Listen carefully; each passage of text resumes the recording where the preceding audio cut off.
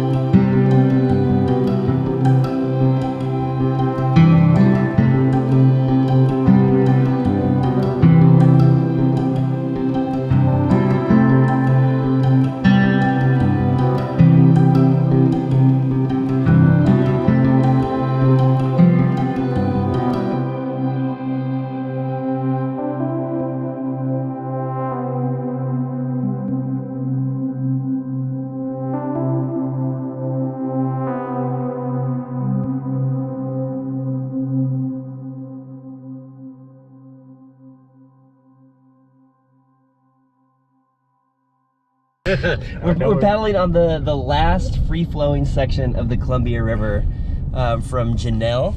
Yeah, from Janelle down to trail. We're gonna go to Rock Island. Yeah, so this is a pretty big water river and it moves quite fast right now. The water level is at 5.7 meters, which is for Americans probably 14 feet high. So that's quite high for the Columbia at this time of the year. Apparently the dams are releasing quite a lot of water, so we're pretty excited about that.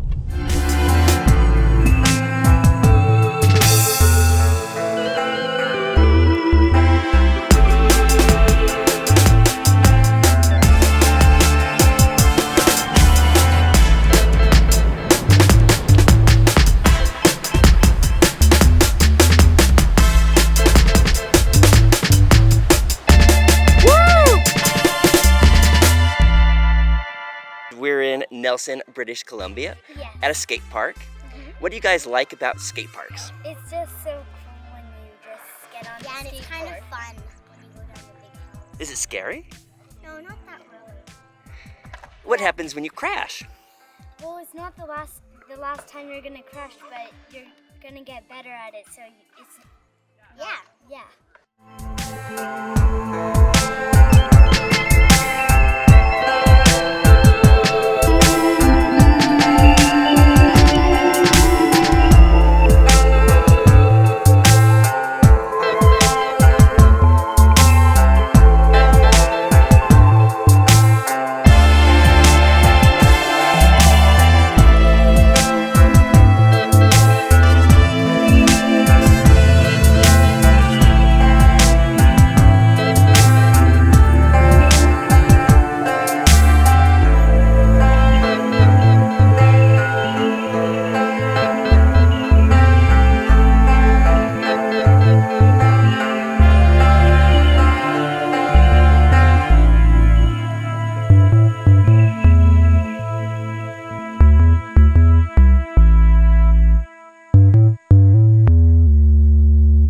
So one of the things I'm doing in trail is following the footsteps of J.P. Auclair as he skied through the streets.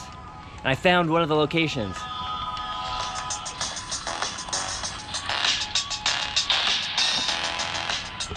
If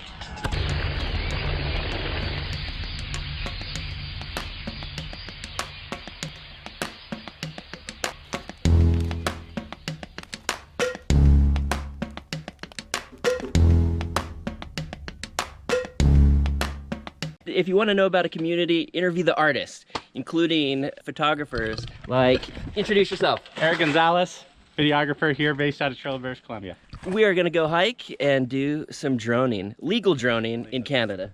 Where are we? Where are we? Well, we're trying to determine that. It's been about 1.5 years, 2 years since I was last year, and they've added a couple new trails.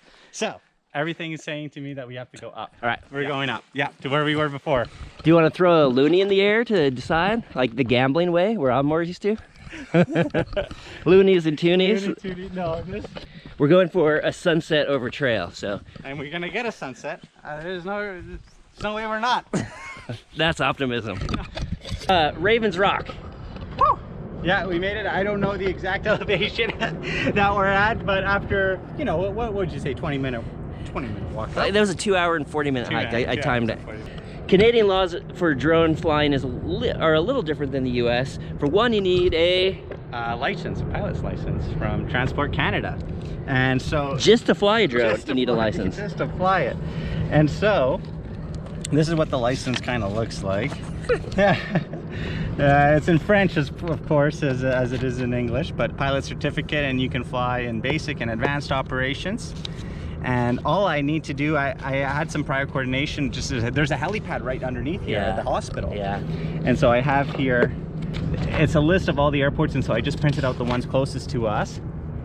And the one closest to us is the helipad, and so I've been instructed to just maintain contact with the radio. And so I just dial into the traffic radio. And if we hear any airplanes or helicopters coming in, we just have to land immediately. So 123.2. So radio certification is also required. Radio certification is also required because you have to be able to speak phonetically to the air traffic if they were to get into your area, and to be able to communicate with them. So that does make sense, and it does limit who could fly a drone legally. Yeah, it can legally. Yeah, and but thing similar to a boat, you need to have an identification number here. So you carry this book with you wherever you go flying? Yeah, you have to. Yeah, because you need to know, you know, if the drone flies into restricted airspace, who are you going to call? And so you need to have all the numbers of all the, you know, here are my numbers here, of all the points of contact for Vancouver. I mean, I have a Kelowna, Prince George, Castlegar flight, so that's the closest one that actually has a control tower, and so I need to have the numbers just in case, you know, safety is number one. Safety is number one. For better or for worse, I mean, you have to follow the rules. Yeah, and 16 feet, so I have to maintain 16 feet separation from people. And so you're going to be acting as my spotter today. Okay, there's the sun. There's the sun. Should we let NASA know about that? Or that raven? No. I jest about the bureaucracy and the rules, but it's for safety and responsibility, and Canadians are known for both those, safety and responsibility. So let's put this bird in.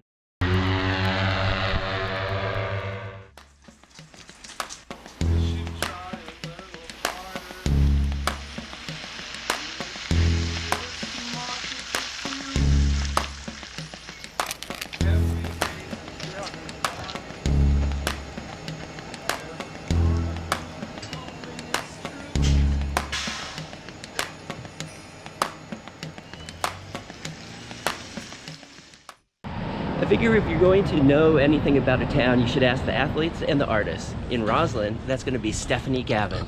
Hi, I'm Stephanie Gauvin. I'm a landscape artist. I live in Rossland. It's a beautiful town to live in, to be inspired by the landscape. I love living here. I play in the outdoors all the time as much as I can. Go skiing or mountain biking or playing in the water at the lake. So I always get inspired by playing outside. I take photos, bring them back in the studio, and turn them into paintings. In Rossland, if you want to know about the town, meet the athletes. And Dane Tudor is who we're meeting today.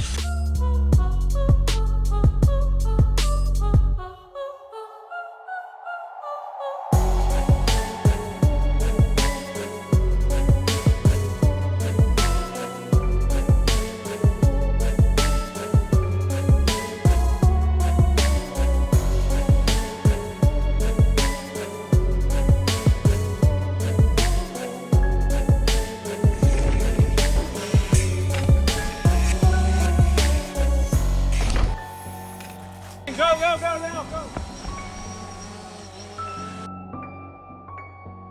So we're in the trails above Rossland shooting with Eric Gonzalez and Dane Tudor. Okay. That's the trail. You could do this one. Yeah, it's just, a lot of things are easy, it's just you have to commit to it. Yeah. And if you get scared and you don't have enough speed, then you... Oh yeah, totally. But this is one of those ones where it's so funny how when you look at something like this at first, it might intimidate you. How do I overcome fear? That's a good question. I think it's just having a certain level of experience and like having done something so many times and hitting different size features enables us to have the ability to be able to overcome fear, or you just know like you've built yourself up to different size features, so you're able to take that jump or that drop. And then at some point there is a part of it where you just have to push yourself off it. So like everything inside you tells you not to do it and that you don't want to do it, and you're just taking off and doing it anyways. It's crazy. Seriously though, like especially I remember it a lot more when I was younger, like learning new tricks and hitting big step down drops in the backcountry. I'd just be going in and everything about my body was just like wanted to stop, but you just do it. Then you're in the air, you're just like, holy. I feel that overcoming fear in the sports world in theory would make us stronger and more confident, but I find, at least for myself, that it's an ebb and flow of life. So there's gonna be days where you feel confident, there's gonna be days where you feel like you don't know what you're doing, and each aspect of your life is different and you're learning different things in different areas. So your confidence level comes from learning and getting better each one of those individual pieces in life. In this day and age, in action sports and in the film world, the creativity also comes out in the footage, and usually a film athlete plays a role in how the shot is set up as well. I can do it real time. I usually just like to ramp. You're the editor on this. I know. One, I like to. Let me do a real time. Okay. Yeah. We have been only doing slow motion, so. Tell me about your autofocus. Wow, autofocus. There's no autofocus on this bad boy. No, I use only. No, there's no autofocus. It's just manual focus and manual lenses, and you just all by the eye. And prime lenses. And prime lenses, yeah, no zooms at all. You gotta use your feet to zoom. The way it should be.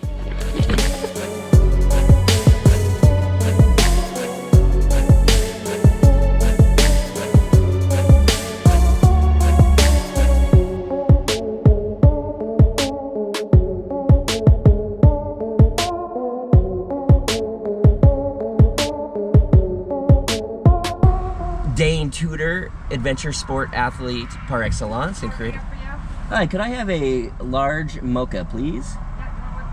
No whipped topping, thanks. Okay, anything else? That's it. 2:30. Thanks a lot. Come on. Sandpoint is 2 hours and 39 minutes from your location by car in light traffic. Here are your directions. In this episode, we are in beautiful British Columbia. Continue for 164 kilometers. Hours of operation. 8 Welcome to the a.m. United States of America. Port of entry.